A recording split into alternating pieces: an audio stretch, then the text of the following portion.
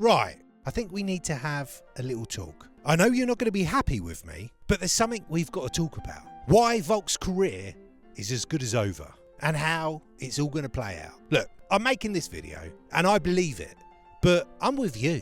I don't want this. I love Volk. He's one of my favourites. I've got a life-size action figure of him in my pencil case. He's one of the GOATs. But this is out of my hands. Now, you're not going to admit this, but a handful of years ago, Volk wasn't so popular. The first couple of fights with Max had him about as popular as a power slap post on a UFC feed. Partly due to how close the fights were, most thinking at least one of them was a robbery, and partly due to Max's popularity at the time, placing Volk as the bad guy. But then Volk fought Ortega. Not only was it a brilliant, exciting fight, but Volk showcased incredible resilience through Ortega's submission attempts. And I think the fight was massive in winning Volk over a lot of fans. Another major moment for Volk along the way was the third fight with Max. Mostly everyone expected a close fight like before, but Volk made it his mission to show everyone he was better than Max. And he did that.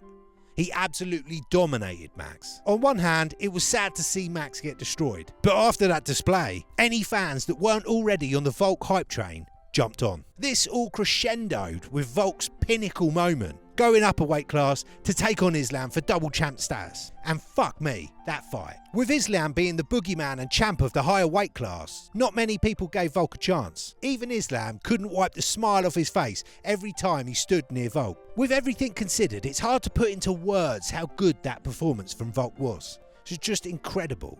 I think Volk won, and a lot of people think Volk won. And I think heartbreakingly, that moment of greatness was stolen from him. Of all the times that the home fighter has got a robbery victory, where the robbery was so blatant and unjust, and we just have to swallow it up, like Nina drama after a private meeting with Dana. And here was a chance for the judges to get it right, but no.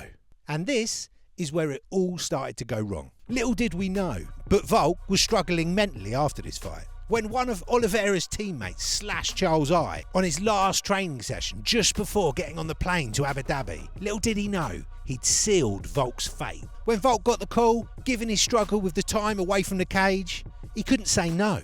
And all of his previous talk about the meat grinder training sessions and his famously meticulous preparations all went out the window. Barely 2 weeks of notice was never going to be enough.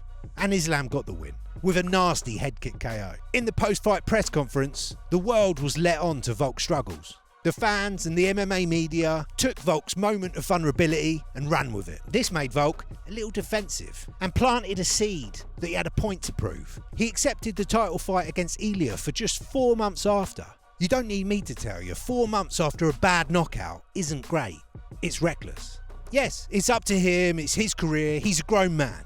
Well, not fully grown, but you know what I mean. But it feels like when he was making this decision, what he really needed was a tough chat with a good friend. But they fought, and Ilya won with another brutal knockout.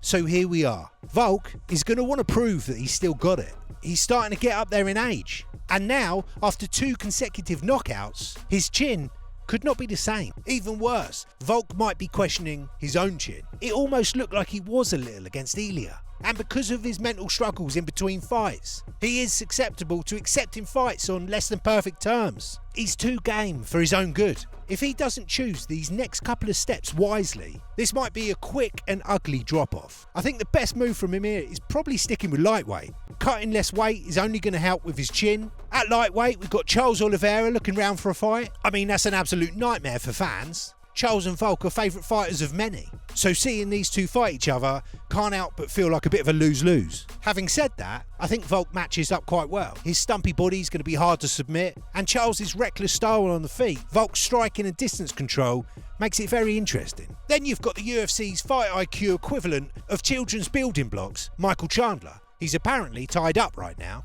but that would be a banger, and I'd imagine Volk would get the win there. He's probably best avoiding Dustin and Justin if he's busting for a must-win, and Gamrot would be difficult. But after seeing how well he did against Islam, I think he could do alright. But what would be even worse is if Holloway beats Ilya. Max is going to want to get that one back, and Volk is going to want to prove that he's still that guy. Holloway is having a second wind right now in his career and rising to a new level, and Volk just isn't that same fighter from last time. Losing to Max now will wash away a lot of what Volk's legacy is built on, and I don't want to see it happen. Whichever way it goes, with the bad decision making, the questions over his chin, potentially fighting dangerously to prove a point, the fact that he insists on keeping busy, and his age, as much as I hope I'm wrong, I can see our beloved Volk going in the Tony Ferguson direction. Maybe not that extreme, but not pretty. But hey, hopefully it turns out I'm talking more shit than Bryce Mitchell. Anyway, if you like this video, give us a sub, check out this playlist of recent bangers. I'll see you next time.